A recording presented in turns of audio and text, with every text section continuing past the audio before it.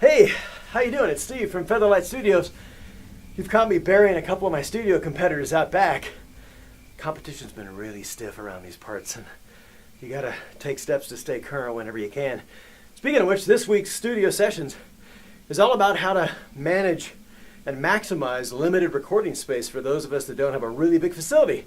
So we're gonna show you how to build a really effective but really inexpensive overhead rack system to be able to hang your mics and stands from and free up some space on the floor. So stay tuned for that right after we get rid of some evidence here.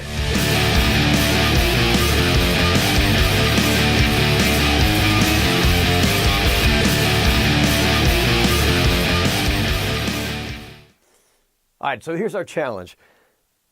We need to record drums in a relatively small space. This is the isolation booth at Featherlight Studio. And this week we got guitar stuff in here. Next week we're bringing in a relatively large drum set, and we got to fit it all in here, including all the stands, all the mics, and then we need space to work. So if you have access to a world-class drum room, then your problems are solved. Great. So we're going to go the other direction altogether. We're going to use our tight and confined space to our advantage, and we're going to build those drum sounds and make them really focused and really tight, and then we're going to build the environment in the drums later in software. So we're going to let the VSTs do all the work and make sure we start with a really clean, dry, and tight drum recording first. All right, so how this whole thing got started was literally 2 truck stop squeegees. Literally.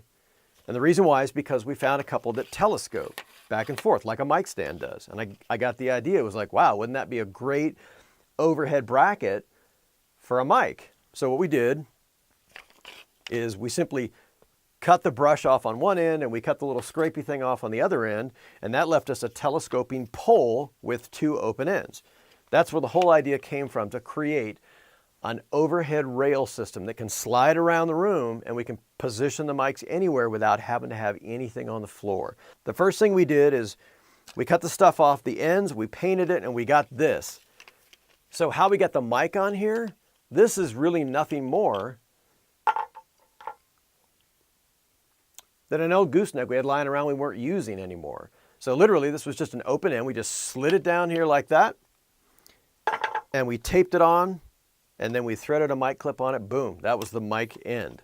The other end, this little bracket we found with a couple of other parts in a thrift store. It was an old retail shelving unit. So this retail shelving unit had a couple of rails that you would find like at Home Depot if you're going to make like a closet shelf system.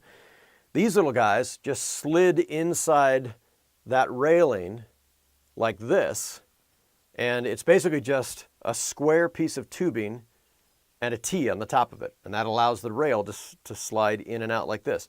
So we found these guys, we found the tube part, the square tube part, and the overhead rail part. All together was about $8. And there's a lot of different kinds of configurations, so there's a lot of ways that could work, but this was a really simple fix to our problem. We're going to take that rail, and instead of having it on a wall this way, we're simply going to turn it that way instead. So it's hanging, it's up on the ceiling, and this little guy is going to slide into that rail so it can slide back and forth on the ceiling, and this goes through like that. So all together, we get this. There's our descending mic stand. There's our sliding rail. So this can slide back and forth, and that it can slide this way as well.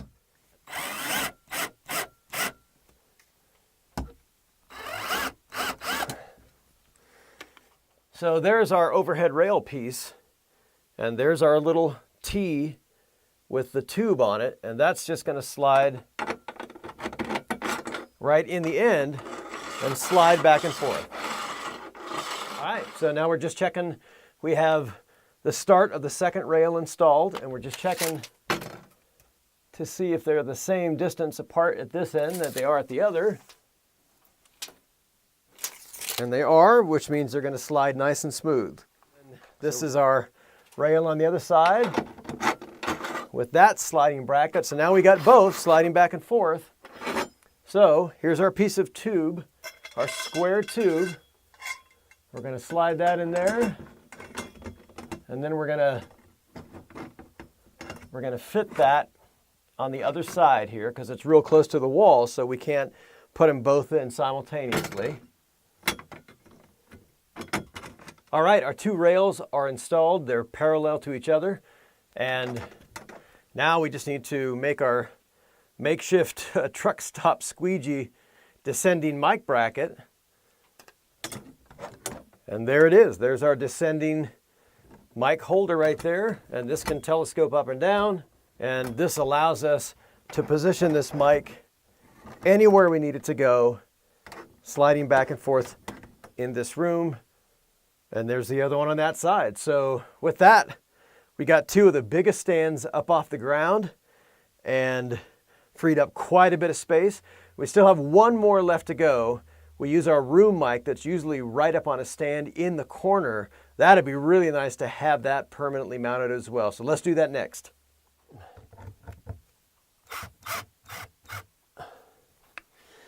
All right, so there's our third mic stand. And one of the biggest was our room mic that went up the backside of a wall here to give a little bit farther and a little bit bigger sound and kind of captures the drum set as a whole. And that was a really big, heavy stand as well. So this is really straightforward. It's basically just an old beater desktop mic stand, a cheapy mic stand that we had. We simply drilled 3 holes in the base and attached it permanently to the ceiling. And that frees up one of the other biggest stands that we have. So now, all right, so we're going to make sure that the diaphragm is actually pointing away from the drum set. And we'll get the bounce off the wall.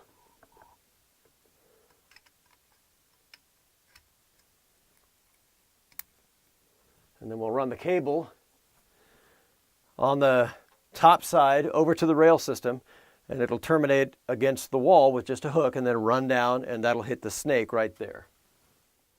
All right, so there you go, an affordable solution to a common problem. A really small space like our isolation booth here, or even a bedroom, for example, something like that, where you really don't have a lot of space to work. This gets a lot of stuff up off the floor and really frees up a bunch of space. So total cost on the project, about $25, and most of that was the 2 truck stop squeegees, and then a trip to the local thrift store where we found some retail shelving hardware. That was about $7. So this has really been a dirt cheap project and solves a bunch of problems. So if you liked what you saw, or you learned anything, please remember to hit the subscribe button. And also, I'd like to hear what you guys think and some ways you guys have solved the same problem. I love hearing different creative solutions to stuff. So leave it in the comments below. All right, so you guys have a safe Halloween. We'll see you next week.